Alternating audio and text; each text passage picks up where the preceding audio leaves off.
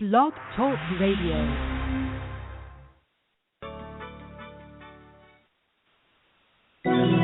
Franchise interviews. From Easton, Pennsylvania to Sydney, Australia, you're listening to Franchise Interviews. Franchise Interviews.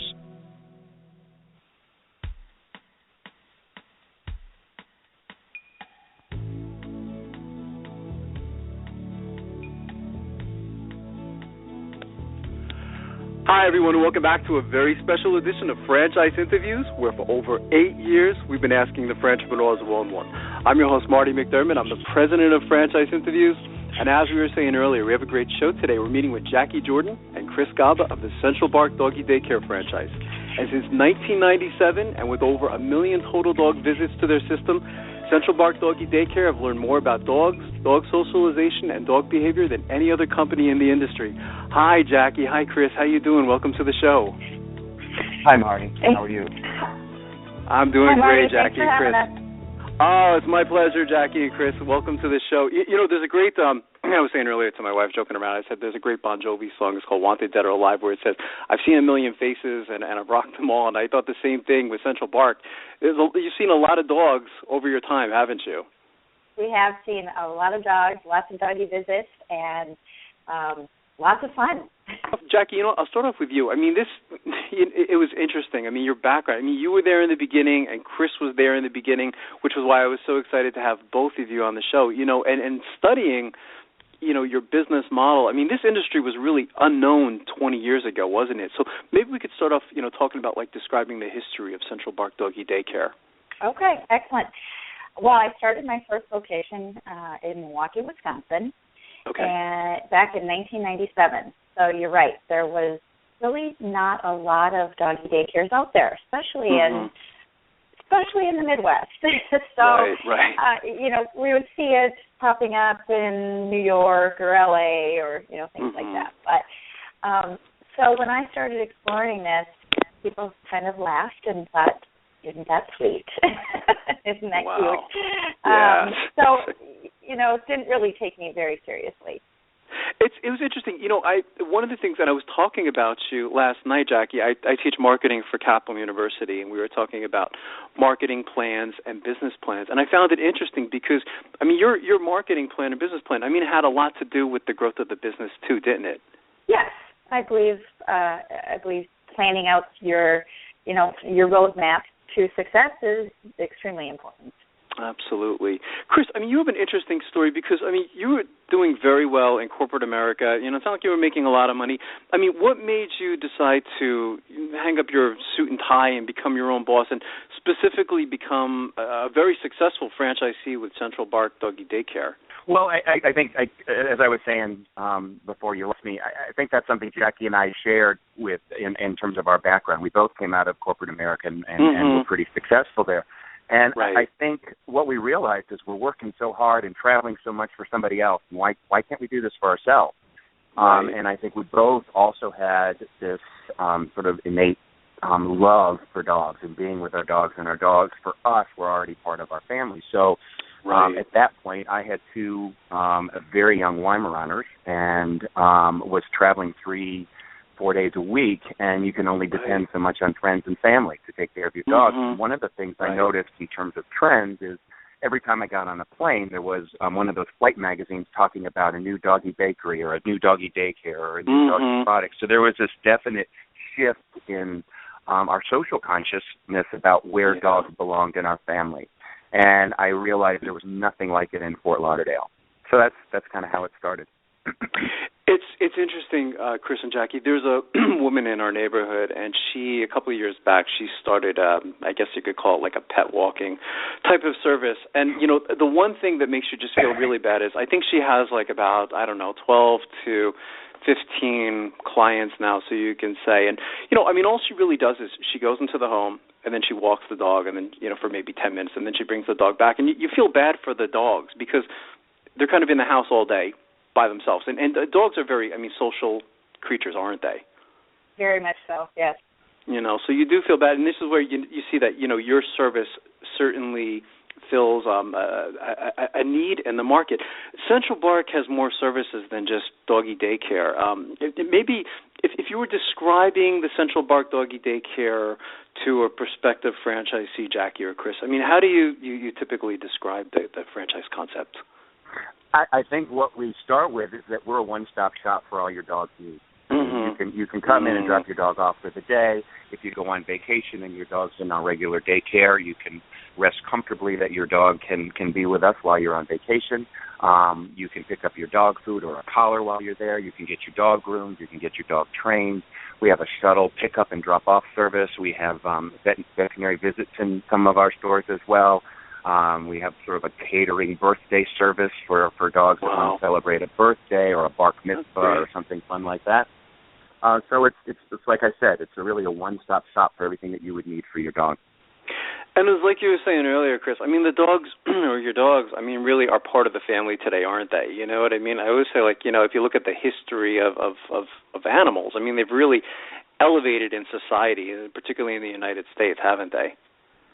They have, and it's interesting because what we're reading now is that trend towards, because dogs really, most dogs at the very beginning were all, you know, bred for a certain job or purpose. Right. Right. Some kind of work they did, and our culture has taken all that away. You know, they're our surrogate children. I kind of laugh because there are dogs that come to my daycare here in Fort Lauderdale that sleep on an Egyptian thread couch that I've even never thought about putting my head on. They get treated so well. So there continues to be this extremely strong trend towards the humanization of dogs, which on one hand is not so good because of what's innately bred into dogs. And I think that's what makes Central Bark a fantastic outlet. Because dogs get to come to Central Bark and they get to be dog, play dog, speak dog, and do all the stuff that dogs are supposed to do in a very safe and contained environment. That's fantastic. How about technology? I mean, how has technology played a role with Central Bark today, particularly, you know, for your franchisees, Chris or Jackie? I'm going to let Jackie take that one. Okay. Yes, I do the technology side of things. It's played an enormous role in not only the operational side of running the day-to-day. If you can imagine, some of our stores have, 50-plus dogs to manage on a daily basis. And so we rely on technology to, because every single one of them has a special need. They brought in a certain leash. They have, a certain food that we're supposed to feed them. There's a lot to remember and to know about every single dog. And so we use technology, a software program that helps us to manage our day-to-day operations, as well as now with social media and, just the whole online marketing presence that you need, that we have really started to, we've been for a number of years now, since that has become such a prevalent way of getting the word out about our services, really trying to capitalize on that. Can I just draw a distinction here? Sure, because technology is extremely important to how we manage and operate our business and do our reporting and keep up with the dogs. Business in terms of the service that we deliver is high touch and not high tech. And that I think that's important. I mean, how we staff our ratio to dogs, we don't have cameras, we don't have projectors, we don't have all of these sort of humanistic kinds of things in our playroom. They're made for dogs. They're made so that dogs can play and be dogs. And we staff accordingly so that those dogs are always monitored and always safe. And that's a pretty big distinction because there's a lot of bells and whistles around technology. But it gets right down to it. We want to make sure that the dogs get a ton of TLC and a lot of hands-on attention from us. And that's what we provide for our parents, the peace of mind that that's happening. Yeah, and that's the need you're fulfilling too, aren't you, Chris and Jackie? Is that, as you say, is that, touch, that personal, the touch with the dogs. I think that's very important in your business, isn't it? Correct. It is, and I think our staff really want these dogs to feel like they're our own dogs. So we treat these dogs like our own dogs when they're in our care. I think that's well said. The growth in this industry is incredible. I mean, again, 20 years ago, we were saying earlier, Jackie and Chris, I mean, it was really, I guess you can kind of call it like an unknown industry. I mean, the pet industry itself is big, isn't it? I mean, I know the numbers, I guess they have to be in the billions. I mean, are there any hard numbers as far as like where the industry's at today, or? There are. It's estimated that this year it'll break 80 billion. 80 billion, right, 80 billion. That's okay. It's like that's interesting. I mean, it's such a huge industry. And what's even more fascinating about it, Chris, is that, you know, the growth over time, you know, I mean, when you actually look at your industry on a chart, you know, I mean, it just, the numbers seem to just keep going up, you know what I mean? So it's just, you know, and that's, you know, one of the things that we recommend to our listeners, you know, in doing the show over the last, you know, 8, almost 9 years now, you know, is look towards the growth of the industry. And that's one of the things that I really love about your particular business model as well. So I think that's fantastic. You know, you've been doing this, both of you have been doing this such a long time now. We always call it, we kind of call the next question kind of a bit unfair, but what's been one of the most interesting things that's happened to you since, you know, starting, I mean, this whole concept, Jackie and Chris? I mean, does anything stand out? I'm sure you have 100 stories. If we were sitting, you know, having a cup of coffee together, you could probably share all these different great stories. Is there anything that stands out? Oh, that is a loaded question. To pick one, I think the biggest thing is just how much the dogs have become part of our family and part of, wow. You know, they're so integral in our happiness, in our relationship. Right. To me, it's probably. And let me add to that also. I think, as you said it, you know, we've been in it a long time. I think probably it's actually kind of bittersweet because we've now been doing this for Jackie since '97, me since 2000, and we have seen dogs as puppies and dogs transition into their senior years, and then dogs pass away, and we've been, you know, a part of that family. They've been a part of our family, and then we've seen those families come back with a new puppy. You know, we've been in it long enough to be a part of that whole, you know, cycle of life with them and the new dog, and it happens. It happens in all of our stores, but I think that's one of the things that really touches me about what we get to do every day with our family of dogs. Yeah, I mean, that is bittersweet, Chris. I mean, I would never think of that. You know what I mean? As you know, but now that you mentioned it, you know, is you're right. I mean, you get to see the dogs as they were, you know, puppies and the middle of their lives and I guess at the end of their lives, and it is touching. I mean, they really become, as you were saying, Jackie, you know, is part of the family, you know, and you know, it makes it more than just a business at times, doesn't it? Yes, very much so. It's different than flipping burgers. You know, it's very personal. Sure. It's very, you know, you're very involved. Mm-hmm. You know, although it's still a business, and you still need to be able to make those margins work so that you can continue to provide this service. That's fantastic. Maybe we could talk a little bit, you know, about your franchisees. I mean, you know, what do you look for in your franchisees, Jackie and Chris? I mean, are there any particular types of characteristics or traits that you look for? Well, that's evolved, you know. When Jackie and I started this, we were just small business owners, and we were just excited that somebody would be interested in investing in this and starting a business. And I think what we originally looked at was somebody that was extremely passionate about dogs. And I think over the last 10, 15 years, what we've realized is, yes, you need to be passionate about dogs, but you've got to be passionate about business and you know, really working your business and growing your business and really loving dogs. So I think that's reversed to some degree, but I think that's been an important sort of transition for Jackie and I in terms of the folks that we look for today versus who we looked for originally. And that was the interesting part in studying, you know, your background, Chris, and Jackie's background as well, because we always do that, you know, before, you know, the show is you know, how both of you had, you know, that business background and that business experience, you know, and you can see how you applied it to your passion, didn't you? Yes, very much. Yeah, and I think, of course. Go ahead. I was just going to say, you know, and it's just interesting about Jackie and I as business partners because, you know, we've now been doing this a long time together, and in addition to being business partners, we're really, really good friends, and part of that in our relationship is that we're yin and yang. We're totally opposite. I mean, Jackie is so smart and so talented and so bright and manages all of the technical and the legal and all that part of it. And my brain works totally on the other side. I'm into, the marketing, the sales development, the new business development, all that sort of bigger picture kind of stuff. So we fit like puzzle pieces together in terms of both our friendship and our business partnership, and it just works well. There's a synergy there, isn't there, Chris and Jackie, between both of you coming together, and that's what I noticed, too, in studying your backgrounds, is your skills really complement each other, don't they? Yep. Most definitely. That's fantastic. And usually she's the one that does most of the talking. Really? Well, this is. I mean, again, this is really fantastic. It's always fun to have, two different people from the company on the show at the same time, and then, because they have, of course, different perspectives, and things like that, and they can share different experiences, so I think it's really important.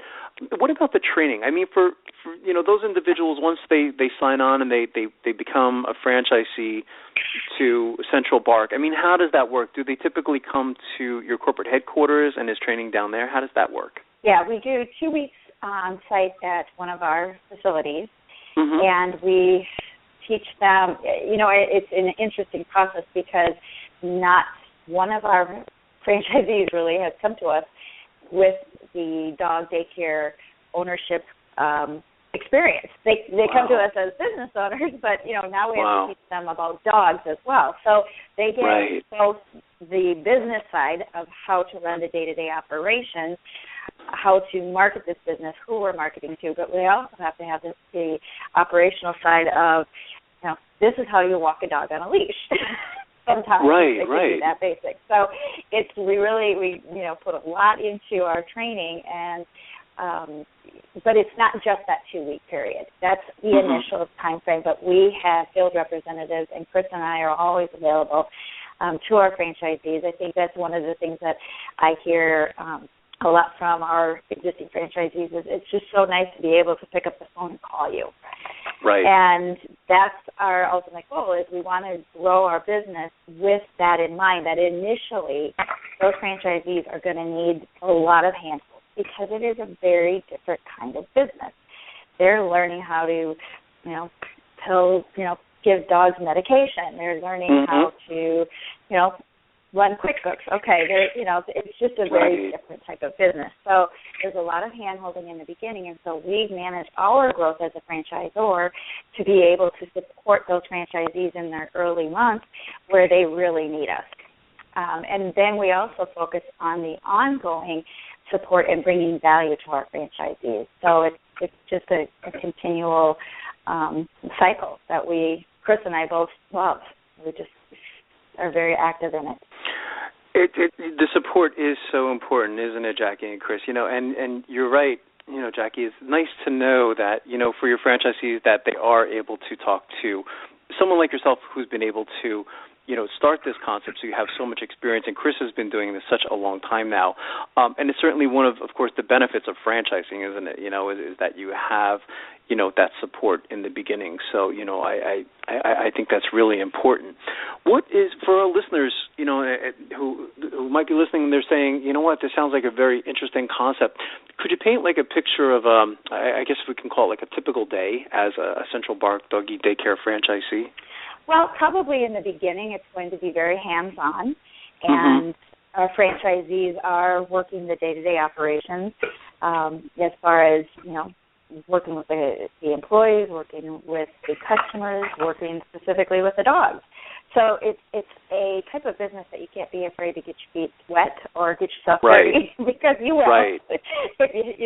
Sure. So it's that passion for the dogs that we really want to have with our franchisees, but also those franchisees have to be able to be salespeople. They have to be able to sell their business and be able to manage their business. So initially it probably looks a lot more hands-on, and then we really strive to teach our franchisees how to manage the business, work on your business, not in your business.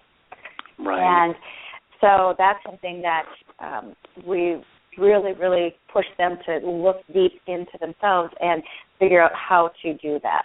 The unfortunate thing, or the unfortunate or fortunate thing in that equation is that probably the more successful you are, the less you are with the dogs, because the more you're working on your business than you're working in your business.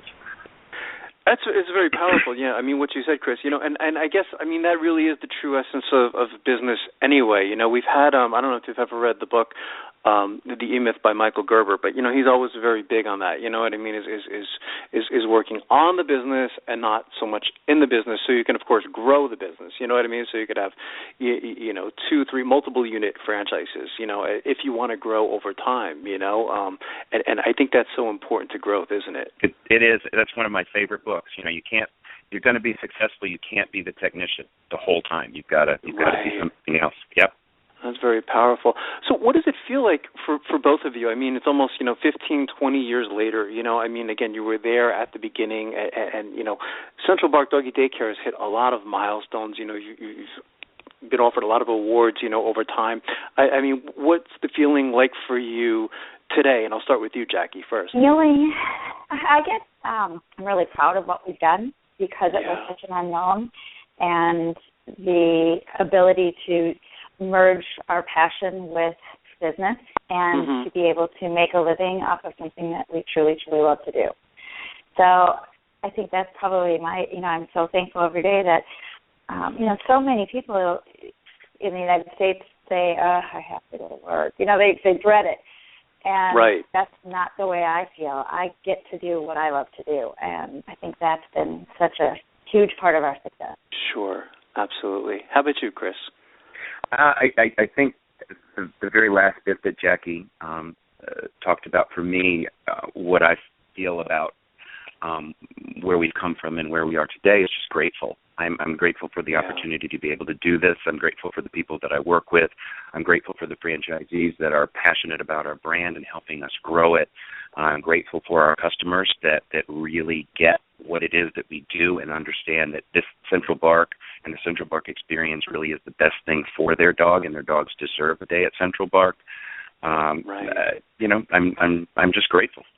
That's fantastic. It's interesting. I mean, with your background, Chris, I mean, we have, in studying our listeners all these years, we find that, a lot of them are presently in corporate America, and for one reason or another, I guess they're tired of working for corporate America, I mean, what was it, that prompted you to give you the confidence to do this? One of the questions we like to ask, people like yourself and Jackie is, I mean, what advice would you give to our listeners in their quest to buying a franchise, particularly for you, Chris, the people who are in corporate America? What would you say to them? I would probably tell them that if they think they worked hard in corporate America, that's great. They're going to work a lot harder when it's their own business, but the reward, because it's your baby, is so much greater. So you don't even, when you're working for somebody else, you're measuring hours. You're measuring, oh my gosh, I've been in my office for an X number of hour week or an X number of hour day. Right. They owe me. When it's yours, it doesn't matter. You're just there. You're working. You're loving it. And if you're not, then you shouldn't be an entrepreneur. You shouldn't be owning your own business. Absolutely. How do you feel about that, Jackie? I mean, what advice would you give to our listeners in their quest to buy a franchise? Because you certainly fit the traits and characteristics of a full entrepreneur. So what would you say to them in their quest to buy a franchise? Well, kind of ditto what Chris is saying. And I think some people believe that if they buy into a franchise, the work is all done for them, and that is not the case. It's a proven model, and if you work the system, then you can be successful in this model. It's harder to fail in a franchise system than it is to succeed. So, it's there. The tools are there as long as you, as a franchisee, take those tools, utilize them, put them to practice, and work hard. Sure, absolutely. No, I think that's a great response. So, what are Central Bark Doggy Day Care's plans for the future then? I mean, Jackie and Chris, I could ask both of you, because of your positions within the organization. I mean, where do you see, the franchise 3 to 5 years down the road? Well, I think our vision for the company is to try to bring our service to as many dogs as possible. There are 80-plus million dogs in the United States, and that's a big pool of potential for us. So I think our goals are really to grow out of the markets that we're in, because we already have an anchor there, and develop at the pace that we've been going, probably a little bit faster. Now that we're 25 units in 7 states now, and our franchisees are growing and doing well, and it's really time for us to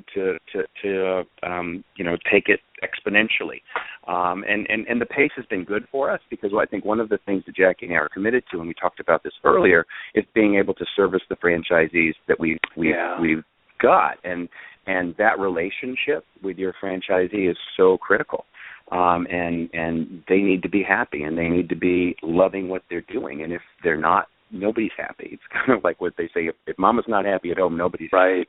For us, if we've got a franchisee that's not happy, it really is tough on the entire system. And I think what we've tried to do is make sure that we have the systems and people in place to support who we have, and to have a very solid foundation before we do some huge trajectory. So our growth that we've had in the last 10 years has really been at our pace, and at a pace that's been very comfortable for us. Must be fun for you, or enjoyable too, Chris and Jackie, to get to meet the franchisees again. Of course you've met them, but to get to meet them over again, whether it's through meetings or visiting their location and things like that. I'm sure that's an enjoyable part of the job, isn't it? I think one of the highlights for Jackie and I is our annual meeting, when we get everybody together all in one place, and just the excitement and energy over that weekend with our franchisees is palpable. It's really cool. I think when Jackie said she felt pride about it, it does make you feel proud, because these people are excited, and they're building wealth, and they're excited about what they do, and everybody's talking about their dogs and their families, and comparing notes and comparing stories, and it's really great. That's fantastic. What's the best way, Chris and Jackie, for our listeners to get more information on becoming a franchisee? Are there any websites that they can go to? Any numbers you'd like them to call? I think the best way is centralbarkusa.com, and go to the franchising tab and follow the prompts. And it's a great website, by the way. I've been through the website, and it's very informative, and you did a fantastic job with that, So I'd like to congratulate both of you on your success. I've been following Central Bark a long time now, even when we started the show a long time ago. I think, you're one of actually our first interviews within the first or second year, and it's amazing to see the growth that has taken place, within Central Bark. So I think it's fantastic. So I don't want to wait 7 years to have you back again. I'd like to invite you back in the next year or two as you still continue to grow. It was great to have you on the show, Jackie and Chris. Thanks so much, Marty. It was my pleasure. And we'll be right back with more franchise interviews.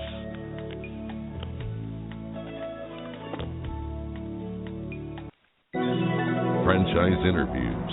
From Easton, Pennsylvania to Sydney, Australia, you're listening to Franchise Interviews. Franchise Interviews. Franchisers, are you looking to reach aspiring entrepreneurs looking to buy a franchise? Are you looking to reach a highly educated audience on franchising? For over 8 years, Franchise Interviews has been giving an up-close, behind-the-scenes look at franchising and entrepreneurship through our website, franchiseinterviews.com, where you can hear and read interviews as well as get tips from some of the most successful sources in franchising. Our weekly franchise radio show, where each week you get to hear a new interview with franchisers, franchisees, franchise authors, franchise experts and attorneys, and our podcast, Great Quotes in Franchising. For more information, go to franchiseinterviews.com or call us at 610-905-2919. That's 610-905-2919.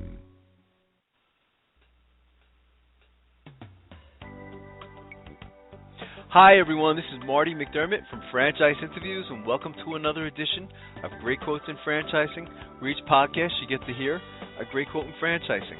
You know, we've been hosting franchise interviews now over 8 years and over 400 shows, and during that time we've had some incredible quotes on our show. Today you're going to get to hear from Chris Simnick, who is the founder of FranchiseTeacher.com, and Chris has over 30 years of business and franchise experience as an independent business owner, a franchisee, and a franchisor. And Chris said something very profound that we haven't heard on our show in over 8 years. He mentioned that you have to almost work harder to fail at franchising than to succeed in franchising, and he explains why. Most people, about 90% I think I've seen, buy a business other than they first looked at. Wow, that's amazing. So it's interesting, isn't it? I mean, that's a big number too, isn't it, Chris? You know that most people, they go in with these certain expectations and they come out with something different. And I find that fascinating. I absolutely. It never ceases to astound me, but I think that speaks to the value of franchising as a business model and a business method, because people don't have to be in something just because they know it. And quite candidly, sometimes getting involved in a business that you would rather do, that you were not involved in, allows you the luxury of taking a new career path and to develop something you never would have had the opportunity to had it not been, systematized and prioritized for you. In franchising, it's said that you have to really almost work harder to fail than to succeed, because if you have a good franchise system, if you follow directions, you have to almost purposely not follow them to not do well. That's true. That's fantastic. We have this great quote in franchising. I think we're going to put that one in there, Chris. I think that's very original, and it's very true. What advice would you give to our listeners? We find that most of them, they're just beginning their search to buy a franchise, Chris, and we find that, most of them just simply, they don't even know where to begin, like you were saying. What advice would you give to them? I do, when I speak to people looking at franchise, I give them three different pieces of advice. One, make sure you're looking for a business for the right reason. A lot of people have things happen in their life. They lose a job or something happens, and they react and maybe say, well, okay, maybe I'll go buy a business. That may not be the reason to do it versus having the luxury of selectivity that here's my opportunity that was created by some adversity. Second thing is that they have to make sure that they are able to be franchisees, that not everybody is designed to be able to follow the systems, procedures, and the processes it takes to be a successful franchise owner. And then I tell them quite candidly is pick a couple of the industries and the price ranges that may have interest to you, and then kind of pin down from there, either using the resources of a consultant or a broker or a team member, or on their own. Either way, but I think that if they take their time, follow the steps, and do it for the right reasons, they'll be on a much smoother pathway to success in owning their own business. That's well said. What's in the future then for Franchise Teacher, Chris? I mean, where do you see the company 3 to 5 years down the road? Well, Marty, we've been extremely fortunate and blessed that the business has been around, through Century Franchise Group for many years, and our new FranchiseTeacher.com has taken off. We're representing right now, 7+ brands. I think in 5 years, our focus will really be even more fine-tuned as the consumer or the prospective business owner is looking for more and more specific information. Breaking down to teach, coach, consult, and advise, I think will be a way for us to assist people in what they need. People again don't know what they don't know, but I think the information overload sometimes discourages people too early. They say, this is too much for me to process. If we can break it down into bite-sized pieces, I think more and more people, especially the younger generation, who are looking for the advice and the information they want when they want it, I think is going to do nothing more than continue. Then our next business venture, which launches at the end of this year, is looking to capture all the different franchise brands around the world and put them into one place. So we're looking forward to a future. And franchising is going nowhere but growing. As you been a long time too, the number of franchise opportunities, and the world's getting to be a smaller place. I think you're going to find a lot of opportunities coming in and going out of different marketplaces in different countries, accessible to more people. That's fantastic. What's the best way, Chris, for our listeners to get more information on franchiseteacher.com? Obviously, franchiseteacher.com, but any numbers you'd like them to call or email addresses? Well, actually, we appreciate www.franchiseteacher.com. And my business partner, Dave, and I offer them the free 1-hour consultation. Fill out the form and take advantage of it. That's fantastic. I want to thank you again, Chris, for finally coming on the show. I've been following your career for a long time now, and I have just been very impressed with everything that you've done, So when I saw this, I mentioned to you, we don't typically call people to come on the show, but I had to have you specifically on the show. So it was an honor and a privilege to have you on the show today. Marty, ditto, and again, congratulations on your PhD doctorate. I have read your thesis, and I would recommend it reading if people can get through the information. I really appreciate that you read it, too, because that's an honor coming from you, so that's fantastic. Well, I want to thank you again, Chris. Thank you. We'll be right back with more franchise interviews.